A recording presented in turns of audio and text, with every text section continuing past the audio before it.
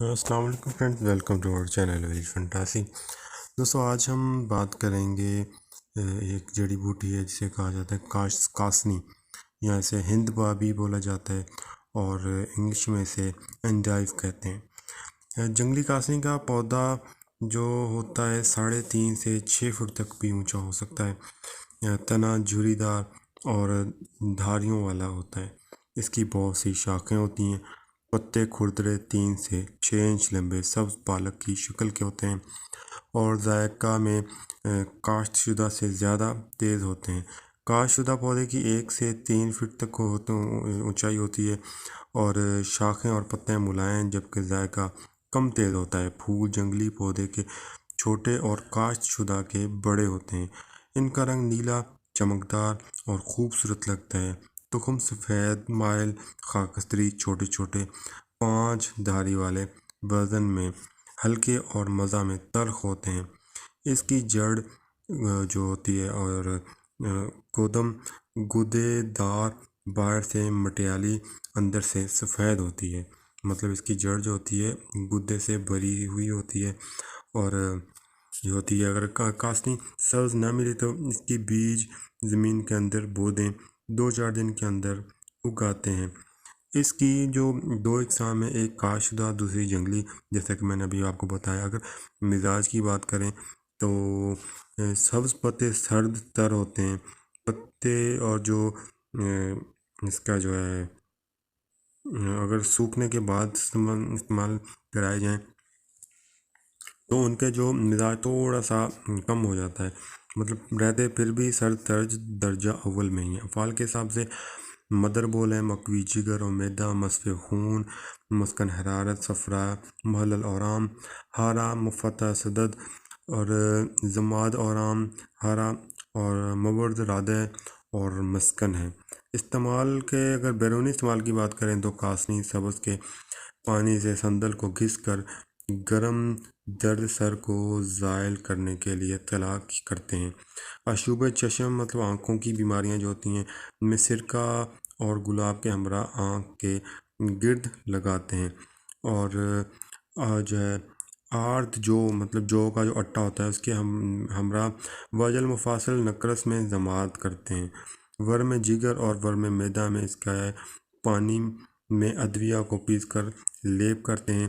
جڑ کی اگر بات کی جائے تو اگر منہ اور ہاتھ پاؤں پر تہج ہو تو اس کے استعمال سے ختم ہو جاتا ہے۔ اس طرح اگر اندرونی استعمال کی بات کریں تو شربت شہتوت کے ہمراہ اور عام عائشہ مثلاً ورم جگر، ورم معدہ اور ورم طحال کو تحلیل کرنے کے لیے ورم حلق اور خناق میں کاسنی کا پانی نکال کر شربت شہتوت اور جو ہے مطلب شربت شہتوت میں ڈال کر غرارے کرائے جاتے ہیں۔ ورم جگر اور طحال یرقان، استسقاء اور معدے اور جگر کی سوزش اور حرارت کو رفع کرنے کے لیے مغز ملتاس یا مناسب ادویہ کے ہمراہ پلانے سے سوزش کو دور کرتا ہے۔ آب کاسنی میں سکنجبین ملا کر تقویت معدہ اور مدر بول ہونے کی وجہ سے پیشاب کھل کر آنے سے پیشاب کی نالی جو مجاری بول کو یہ صفائی کرتی ہے۔ آب کاسنی اندرونی طور پر مروک کر کے یعنی پھاڑ کر پلایا جاتا ہے۔ اس کی ترکیب یہ ہے کہ اس کی جو ہے جھاگ الگ ہو جائے تو صاف پانی میں چھان کر استعمال کیا جاتا ہے۔ اس کو آب کاسنی یا مروک کہتے ہیں، اور آب مروک کاسنی 4 تولہ کا پینا ورم معدہ اور جگر کو تحلیل کرتا ہے، کیونکہ اس میں ورم کی وجہ سے جمع شدہ غلیظ خون کے رقیق کرنے کی طاقت ہوتی ہے، اور حمیات مزمنہ میں مطلب کہ جگر کی خرابی جو ہوتی ہے لوگوں کو ہو جاتی ہے تو اس کے لیے بھی کاسنی کا پانی استعمال کرایا جاتا ہے۔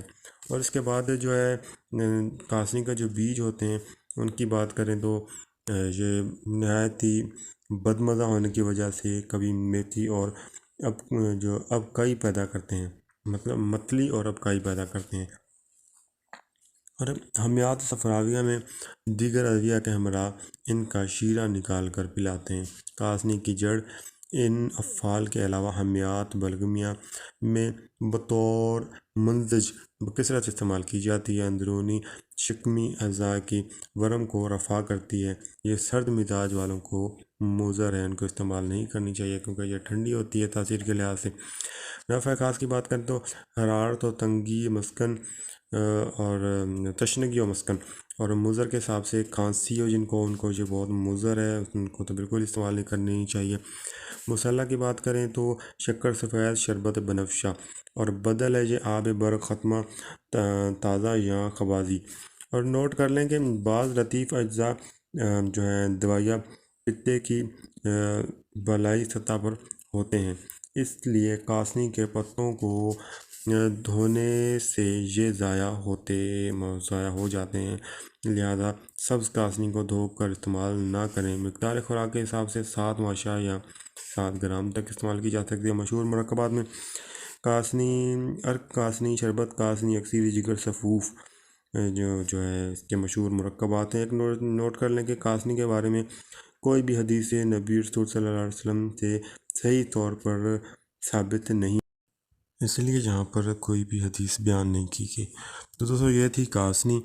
تو اسی طرح کی ویڈیوز دیکھتے رہنے کے لیے کائنڈلی ہمارے چینل سبسکرائب کر لیں اور بیل آئیکن پریس کرنا نہ بھولیں تاکہ آنے والی اگلی تمام ویڈیوز آپ دوستوں تک پہنچتی رہیں۔ دعاؤں میں یاد رکھیں۔ اگلی ویڈیو تک کے لیے اجازت دیں۔ بہت بہت شکریہ۔ اللہ حافظ۔